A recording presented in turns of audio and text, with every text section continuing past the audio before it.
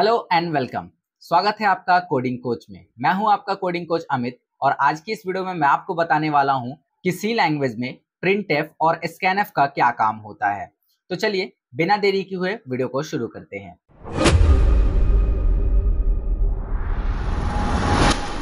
Video में आगे बढ़ने से पहले आपसे एक छोटी सी रिक्वेस्ट है कि अगर अभी तक आपने इस चैनल को सब्सक्राइब नहीं किया है तो चैनल को सब्सक्राइब कर लीजिए और बेल आइकन को प्रेस कर दीजिए ताकि आने वाली हर एक वीडियो की नोटिफिकेशन आपको मिलती रहे। और अगर आपने हमारे इंस्टाग्राम हैंडल को नहीं ज्वाइन किया है तो उसे भी जाके ज्वाइन कर लीजिए, लिंक डिस्क्रिप्शन में है। तो आज की इस वीडियो में मैं आपको बताने वाला हूँ प्रिंटफ और स्कैनफ के बारे में। प्रिंटफ क्या होता है और स्कैनफ क्या होता है। हालांकि हमने प्रिंटफ के बारे में थोड़ी सी चीजें पहले जानी है कि प्रिंटफ का काम होता है किसी भी मैसेज को प्रिंट कराना, राइट। तो अगर मैं बात करूं कि प्रिंटफ का काम क्या होता है, मैं आपको लिख के बता देता हूं यहाँ पे। तो प्रिंटफ की अगर हम बात करें, जैसे हम स्मॉल लेटर में लिखते हैं प्रिंटफ। तो प्रिंटफ जनरली क्या करता है, किसी भी मैसेज को या किसी वेरिएबल की वैल्यू को डिस्प्ले कराने का काम करता है, ठीक है। तो ये क्या करता है, किसी भी मैसेज को डिस्प्ले कराने का काम करता है। और अगर हम इसके अंदर फॉर्मेट कंट्रोल कांस्टेंट जैसे कि %d और %f का यूज करेंगे तो ये किसी वेरिएबल की वैल्यू को भी शो कराता है। उसके अलावा दूसरा फंक्शन होता है विच इज स्कैनफ। तो यहाँ पर हमने दूसरा फंक्शन यूज करना है स्कैनफ। ये जस्ट अपोजिट होता है प्रिंटफ के। प्रिंटफ जैसे कि किसी मैसेज को डिस्प्ले कराता है, स्कैनफ क्या करता है, डेटा को रीड करने का काम करता है कीबोर्ड से। जैसे मान लीजिए कि आपने प्रिंटफ में लिखा प्लीज एंटर अ नंबर, कृपया एक नंबर डालें। तो उस नंबर को डालने के बाद उस नंबर को उसके वेरिएबल में स्टोर करने के लिए किसी ना किसी फंक्शन की जरूरत पड़ेगी। जैसे आपको जैसे ही मैसेज मिला प्लीज इंटर अ नंबर, आपने नंबर डाला, तो उस नंबर को रीड करने के लिए हमें किसी ना किसी फंक्शन की जरूरत होती है और वो फंक्शन कौन सा होता है, स्कैनफ का होता है, ठीक है। तो स्कैनफ किस लिए आता है मैं बता दे रहा हूं। एक लाइन में अगर मैं कहूं तो प्रिंटफ जो होता है वो आउटपुट के लिए यूज होता है और स्कैनफ जो होता है वो इनपुट के लिए यूज होता है। आई होप आपको क्लियर हो गया होगा कि जब भी आपको प्रोग्राम में कोई आउटपुट प्रेजेंट करना हो, दिखाना हो, मैसेज दिखाना हो, तो वहां पे प्रिंटफ का यूज करेंगे। और जब भी हमें कोई इनपुट लेना हो यूजर्स के थ्रू तो वहां स्कैनफ का इस्तेमाल करेंगे। अब ये सब कैसे होता है आइए बताता हूं। तो उसके लिए हम लोग पहले प्रिंटफ के सिंटेक्स को देख लेते हैं। सिंटेक्स ऑफ प्रिंटफ, ठीक है। तो सिंटेक्स क्या कहता है कि आप जहां भी लिखेंगे वहां लिखेंगे प्रिंटफ, उसके बाद में यहां पर योर मैसेज, यही होता है इसका सिंटेक्स, इन्वर्टेड कॉमा बंद सेमीकोलन। एक और इसका सिंटेक्स होता है विच इज प्रिंटफ और यहां पर होता है FCC। याद आ रहा है कुछ, FCC, %d, %f, %ld, %c, %s, ये सब है फॉर्मेट कंट्रोल कांस्टेंट जिसके बारे में मैंने आपको लास्ट क्लास में बताया था। अगर आपने वो क्लास नहीं देखी है तो प्लीज उस क्लास को देख लीजिए। तो यहाँ पर हम FCC लिखते हैं और इसके आगे हम क्या लिखते हैं, वेरिएबल नेम लिखते हैं, ठीक है। तो वेरिएबल नेम लिखकर हम सेमीकोलन डालते हैं। तो इससे हम किसी वेरिएबल की वैल्यू को प्रिंट करा सकते हैं। अगर बात करें सिंटेक्स ऑफ स्कैनफ, स्कैनफ के सिंटेक्स की बात करें तो इसमें हम लोग यूज करते हैं स्कैनफ और फिर यहाँ पर जनरली इसमें FCC का ही यूज होता है, फॉर्मेट कंट्रोल कांस्टेंट। एंड किसी भी वेरिएबल के अंदर इस वैल्यू को ट्रांसफर करने के लिए हम एक स्पेशल की लगाते हैं विच इज इसको हम लोग एंड का सिंबल बोलते हैं ना, ये वाला सिंबल लगाते हैं। इसको रेफरेंस टू पढ़ा जाता है यहाँ पे, ठीक है, reference to and then variable name. इस रेफरेंस टूल का जो काम होता है ना वो मैं आपको बताऊंगा जब पॉइंटर वाला सब्जेक्ट पढ़ा रहा हूँ, उस समय आपको बताऊंगा कि ये रेफरेंस का मतलब क्या होता है। क्योंकि अभी अगर मैं बता भी दूं कि इसका मतलब होता है मेमोरी एड्रेस को रिप्रेजेंट करता है तो आपको समझ नहीं आएगा। सो जब मैं आपको पॉइंटर पढ़ाऊंगा उस समय आपको इस रेफरेंस का मतलब बताऊंगा। तो फिलहाल देखो स्कैनफ का एक ही सिंटेक्स होता है और वो क्या है कि आपको जिस टाइप का डेटा एक्सेप्ट करना है यूजर से, पहले उसका फॉर्मेट कंट्रोल कांस्टेंट लिखेंगे एंड उसके बाद रेफर कर देंगे किसी वेरिएबल के अंदर। तो ये एक एक्स्ट्रा होता है जो कि आपको स्कैनफ में यूज करना होता है। बाकी इसका सिंटेक्स प्रिंटफ की ही तरह होता है, राइट नाउ। तो इस तरीके से हम लोग प्रिंटफ और स्कैनफ का यूज करते हैं। बट अगर हम इसे प्रैक्टिकल नहीं करेंगे तो हमें शायद ये चीज समझ में ना आए। आइए दिखाता हूँ इसको प्रैक्टिकली कैसे करते हैं। तो सबसे पहले हम टर्बो ओपन करेंगे। तो अभी आप देख सकते हैं लास्ट क्लास में मैंने ये वाला प्रोग्राम बनाना आपको बताया था, लेकिन आज हम लोग एक नया प्रोग्राम लेंगे। तो उसके लिए हम क्या करेंगे, फाइल पे जाएंगे, न्यू पे क्लिक करेंगे एंड उसके बाद F5 प्रेस करेंगे ताकि ये फुल स्क्रीन हो जाए। और आपको याद होगा कि सी में कभी भी कोडिंग करते हैं तो इसी तरीके से करते हैं, हैश इंक्लूड conio.h। तो 2 लाइन हमने लिख लिया, उसके बाद में हम लिखते हैं void main, and void main लिखने के बाद bracket open close and curly bracket on, 3-4 line बाद कर्ली ब्रैकेट ऑफ। तो ये एक अच्छी प्रैक्टिस होती है कोडिंग करने की। नाउ इसके बाद अगर मैं आपसे कहूं कि अब हमें क्या करना है, तो देखो कुछ लोग क्या कहते हैं कि पहले ही वेरिएबल डिक्लेयर कर देते हैं। मैं थोड़ा सा अलग करता हूं, मैं बाद में वेरिएबल्स डिक्लेयर करता हूं, क्योंकि मैंने जब प्रोग्राम बनाया तो उसमें मुझे पता चलता है कि मेरे को कितने वेरिएबल्स की नीड है। सो मैं बाद में वेरिएबल डिक्लेयर करता हूं। तो आप भी ऐसा कर सकते हो कि पहले प्रोग्राम्स के कोड लिख लीजिए और उसके बाद में वेरिएबल डिक्लेयर करिए। अदरवाइज हमें पहले ही कैसे पता चलेगा कि हम कौन कौन सा वेरिएबल यूज करने वाले हैं, राइट। तो वेरिएबल मैं जनरली अपनी बात बता रहा हूँ कि मैं हमेशा वेरिएबल्स बाद में डिक्लेयर करता हूँ। तो देखो मैंने यहाँ पे लिखा प्रिंट एफ, और प्रिंट एफ मैंने एक छोटा सा मैसेज दे रहा हूँ। मैसेज क्या है, please enter your name. Just मैंने एक छोटा सा मैसेज डाला, प्लीज एंटर योर नेम, उसके बाद स्पेस, और यहां से मैंने इस तरीके से इसे बंद कर दिया।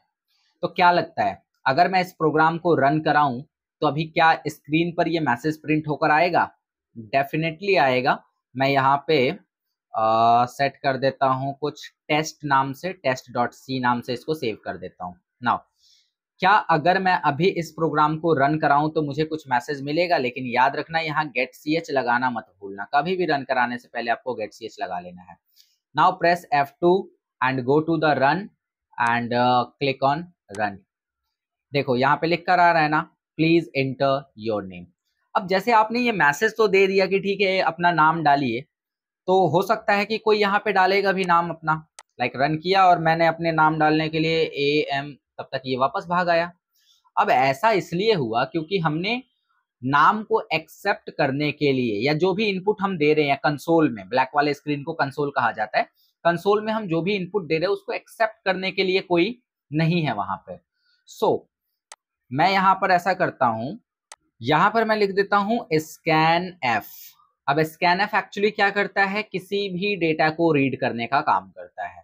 सो मुझे यहाँ पे डालना है नेम। ध्यान से समझना जो मैं बताने जा रहा हूँ, बहुत इंपॉर्टेंट लाइन है जो मैं बोलने जा रहा हूँ। मुझे यहाँ पे रीड करना है नेम, और नेम क्या होता है, मोर देन 1 कैरेक्टर्स का एक कॉम्बिनेशन हो सकता है, जिसे हम लोग स्ट्रिंग कहते हैं। मोर देन 1 कैरेक्टर्स को हम लोग क्या कहते हैं, स्ट्रिंग कहते हैं। और स्ट्रिंग को जो फॉर्मेट कंट्रोल कांस्टेंट रिप्रेजेंट करता है वो करता है %s। ये लास्ट क्लास में मैंने आपको बताया है। उसके बाद में हमने इन्वर्टेड कॉमा बंद किया, कॉमा लगाया, और मैंने जस्ट अभी सिंटेक्स में आपको बोला था कि इसके बाद आप एक रेफरेंस का साइन देंगे, एंड का सिंबल होता है, और उसके बाद एक वेरिएबल बना देंगे विच इज n। बस ज्यादा बड़ा वेरिएबल नहीं बनाना है, n। तो क्या लगता है कि क्या ये कमांड सक्सेसफुली, ये जो कोड है वो सक्सेसफुली एग्जीक्यूट करेगा? थोड़ी सी इसमें एरर है, आपको वो पता लगानी है। क्या एरर हो सकती है? देखो आपने सब कुछ सही किया है, बस ये जो वेरिएबल है ना, जो आप अपने प्रोग्राम में वेरिएबल यूज कर रहे हो, उसकी कहीं डिक्लेरेशन नहीं है, आपने कहीं बताया ही नहीं है कंपाइलर को कि हम ऐसा वेरिएबल भी इस्तेमाल करने वाले हैं। तो अगर आप इसे कंपाइल करते हो तो आपको डेफिनेटली एक एरर देखने को मिलेगा। और ये एरर क्या है, अनडिफाइंड सिंबल n। इसका मतलब है कि आपने ये जो n वेरिएबल का इस्तेमाल किया अपने कोड में, ये तो डिफाइन ही नहीं है। और डिफाइन हम कहाँ करते हैं, वॉइड मेन के बाद। अब चूंकि n जो है वो क्या करेगा, एक स्ट्रिंग को स्टोर करेगा। स्ट्रिंग मतलब मोर देन 1 कैरेक्टर्स को स्टोर करेगा। तो उसके लिए हम यहाँ पर कैर नाम का डेटा टाइप यूज करेंगे, n हमारा वेरिएबल नेम है, और बड़े वाले ब्रैकेट में हम 20 लिख देंगे, जिससे ये पता चलेगा कि ये 20 कैरेक्टर्स तक को स्टोर कर सकता है। ये एरे का कॉन्सेप्ट है, जो मैं आपको एरे पढ़ाऊंगा तो वहां पे और अच्छे से क्लियर हो जाएगा। बट फिलहाल के लिए आप समझ लो कि जब भी आपको कोई कैरेक्टर लिखना होता है तो आपको इसी तरह से वेरिएबल डिक्लेयर करना होता है। लाइक हमने लिखा कैर, मतलब कि कैरेक्टर है, स्ट्रिंग है। उसके बाद हमने लिखा n, मतलब कि ये वेरिएबल नेम है। और ब्रैकेट में 20 डाला, मतलब ये उस वेरिएबल का साइज है कि मैक्सिमम टू मैक्सिमम ये 20 कैरेक्टर्स को क्या कर सकता है, स्टोर कर सकता है। एंड सेमीकोलन लगाया। क्या अब भी हमें एरर देखने को मिलेगा? कंपाइल पे जाते हैं एंड कंपाइल करते हैं, there is no any error. पूरी तरह से एरर फ्री हो चुका है हमारा कोड, क्योंकि हमने ये जो वेरिएबल है इसको डिक्लेयर कर लिया विद देयर साइज। ठीक है, नाउ अब जाएंगे रन पे, क्लिक करेंगे, रन करेंगे एंड लिखा है प्लीज इंटर योर नेम, तो मैंने यहाँ पे लिख दिया Amit, right, and then enter. कोई मैसेज नहीं आया, क्योंकि आपने दो काम किए। आपने पहले मैसेज दिखाया और आपने उस डेटा को स्टोर करने का काम किया स्कैनफ के थ्रू, बट स्टोर किए गए डेटा को आपको दिखाना पड़ेगा। तो दिखाने के लिए फिर से प्रिंटफ का इस्तेमाल करेंगे। तो हमने लिखा प्रिंटफ, और मैं यहाँ पे लिख रहा हूँ कि यू हैव एंटर, मतलब आपने एंटर किया है।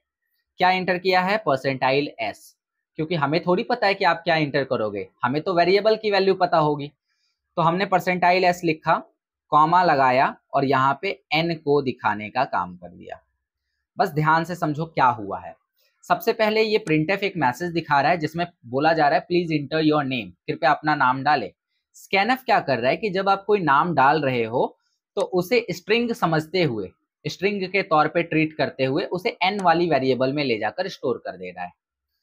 उसके बाद आपने लिखा यू हैव एंटर, आपने एंटर किया है और आप उस वेरिएबल की वैल्यू को दिखाना चाहते हो जिसमें आपने जो भी एंटर किया है वो जाकर स्टोर है। तो मान लो आपने जो भी एंटर किया है वो तो n में स्टोर है ना, सो हम यहाँ n वेरिएबल को रिप्रेजेंट करेंगे बट यूजिंग %s, क्योंकि हम एक स्ट्रिंग को दिखाने वाले हैं। एंड इतना करके अगर हम इसे सेव करें, कंपाइल करें एंड कंपाइल करने के बाद फिर से रन करें, तो देखो यहाँ पे लिख कर आ रहा है। अच्छा, ये जो पहली वाली लाइन दिखा रही है उसको इग्नोर करोगे। यहाँ पे मैंने लिखा अपना नाम एंड देखो यहाँ पे लिख कर आ रहा है you have enter Amit, right. Now अगर मैं चाहूं कि वो जो पहले वाली लाइन दिखा रहा है वो ना दिखाए, तो ये जो CHR लिखा है इसके बाद आप लिख दो CLR SCR bracket open close. Now इसके बाद इसे सेव करते हैं एंड फिर से एक बार ट्राई करते हैं। तो मैंने यहाँ डायरेक्ट रन करा लिया। रन कराने के बाद हमने लिखा रमेश कुमार, तो एंटर में देखो यहाँ पर स्पेस की बाद की चीजें नहीं दिखा रहा है, सीधा लिख रहा है you have enter Ramesh. Now clear हो गई है बातें। अगर आपको ये दिखाना है, जैसे मान लो कि रन कराया मैंने, मैं एक बार ट्राई कर रहा हूं बस, तो मैं इन्वर्टेड कॉमा में अगर लिखूं राकेश कुमार और इन्वर्टेड कॉमा बंद कर दूं, तो अभी देखो ये नहीं दिखा रहा है, मतलब स्पेस के बाद की चीजें नहीं दिखा रहा है। उसके लिए एक दूसरा फंक्शन है हमारे पास जिसका यूज हम कर सकते हैं कैरेक्टर को लेने के लिए, तो वो भी मैं आपको बता देता हूं।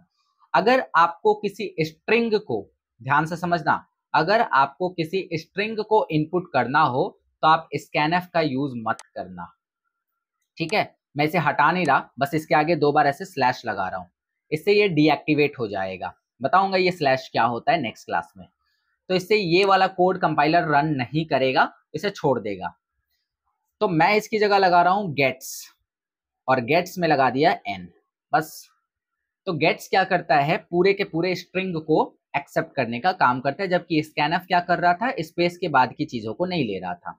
अभी अगर मैं इसे रन करूं, F2 किया, कंपाइल करके एक बार ट्राई कर लेते हैं, there is no any error, so run करेंगे। रन करने के बाद हम यहाँ जाएंगे, तो मैं अब लिख रहा हूं अमित कुमार एंड अब देखो ये पूरा का पूरा लेटर दिखा रहा है। तो समझ गए आप कि अगर आपको प्रिंटफ और स्कैनफ का यूज करना है तो कैसे करेंगे, और स्कैनफ में अगर आपको स्ट्रिंग लेना है तो स्कैनफ की जगह आप गेट्स का इस्तेमाल कर सकते हो। खैर, ये सारे के सारे जितने भी कीवर्ड्स हैं, जितने भी फंक्शंस हैं, इनको हम लोग डिटेल में जानते रहेंगे, लेकिन उससे पहले आपको ये समझना है कि ये इनपुट और आउटपुट कैसे हो रहा है। जैसे मैंने प्रिंटफ लिखा, आउटपुट दे रहा है, स्कैनफ लिखा, इनपुट ले रहा है, ठीक है। तो इस प्रोग्राम को आप लोग पहले एक बार ट्राई करो एंड नेक्स्ट क्लास में मैं आपको एक और बेहतरीन प्रोग्राम बताऊंगा जिसमें मैं आपको कुछ नंबर्स के ऊपर काम करना सिखाऊंगा। जैसे आज मैंने आपको बताया नेम एक्सेप्ट कैसे करा सकते हैं और उसे वेरिएबल में कैसे स्टोर कर सकते हैं।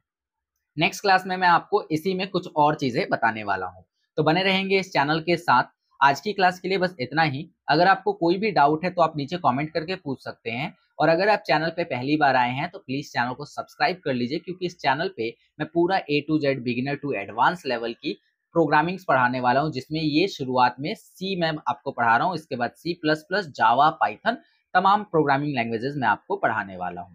तो चैनल को अभी सब्सक्राइब कर लीजिए। वीडियो अगर पसंद आई हो तो वीडियो को लाइक कर दीजिए, अपने दोस्तों के साथ शेयर करिए। एक छोटा सा कमेंट करके आप बता सकते हैं कि आपको वीडियो कैसी लगी है। अगर कोई डाउट है तो उसके लिए भी आप कमेंट करें, और मैं मिलता हूं आपसे नेक्स्ट वीडियो में। ओके।